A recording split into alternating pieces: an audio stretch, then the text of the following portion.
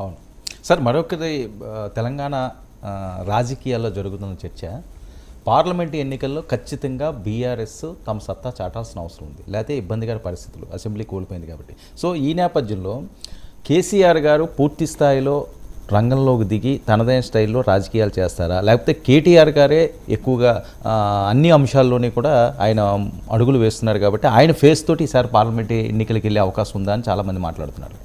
కేసీఆర్ వస్తారని చెప్పి కేటీఆర్ చెప్పారు కదా. సో కేసీఆర్ రీ ఎంట్రీకి రంగం సిద్ధం అని కూడా చెప్తున్నారు కదా. అసెంబ్లీలో కేసీఆర్ వస్తే ఎలా ఉంటుందో అని కూడా చెప్తున్నారు కదా. ఇప్పటికి కూడా కేసీఆర్ మళ్ళీ ముఖ్యమంత్రి అవుతాడని కూడా కేటీఆర్ చెప్పడం లేదా. సో అందువల్ల కేటీఆర్ ఫేస్ తో పార్లమెంట్ ఎన్నికలకు పోరు. కేసీఆర్ని బ్రాండ్ కేసీఆర్ ఆధారంగానే పార్లమెంట్ ఎన్నికలకు పోతారు.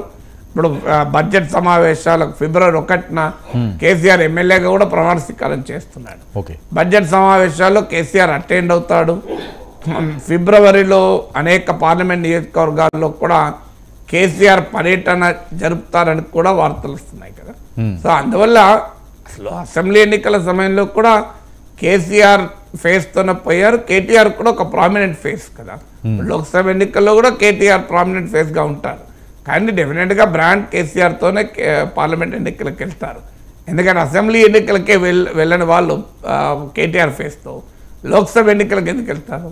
సో కేటీఆర్ పదే పదే చెప్పేది కేసీఆర్ నాయకత్వం అని చెప్తున్నారు కదా. అందువల్ల కేసీఆర్ పట్ల ఏదో వ్యతిరేకత వచ్చింది, కేసీఆర్ ఓడిపోయాడు, కేసీఆర్ సేలబుల్ కాదు, కేసీఆర్ బ్రాండు, కేటీఆర్ బ్రాండే సేలబుల్ అవుతుందని ఎక్కడా బీఆర్ఎస్ అంచనాకు రావడం లేదు. అయితే హైదరాబాదులో గెలిచి గ్రామీణ ప్రాంతాల్లో ఓడిపోవడం అనేది ఈ చర్చకు కారణం కావచ్చు. ఎందుకంటే బ్రాండ్ కేటీఆర్ బాగా ఉపయోగపడ్డది హైదరాబాద్.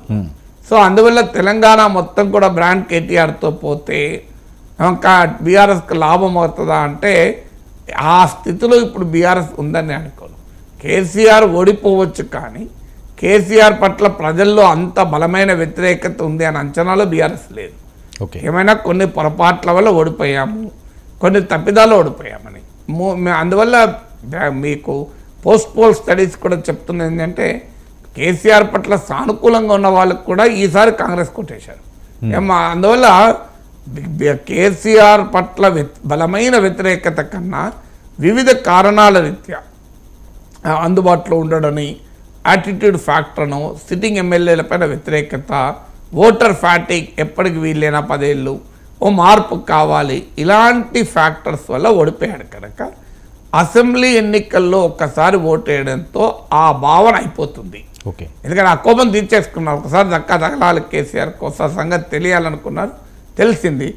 ఇక కేసీఆర్ పట్ల ఆ కసి ఉండదు, ఏమైనా ఉంటే సింపతి ఉంటుంది అనే అభిప్రాయంతో బీఆర్ఎస్ నాయకులు ఉన్నారు కనుక ఎట్టి పరిస్థితుల్లో బ్రాండ్ కేసీఆర్తోనే పోతారు. కేటీఆర్ అసెంబ్లీ ఎన్నికల సమయంలో కూడా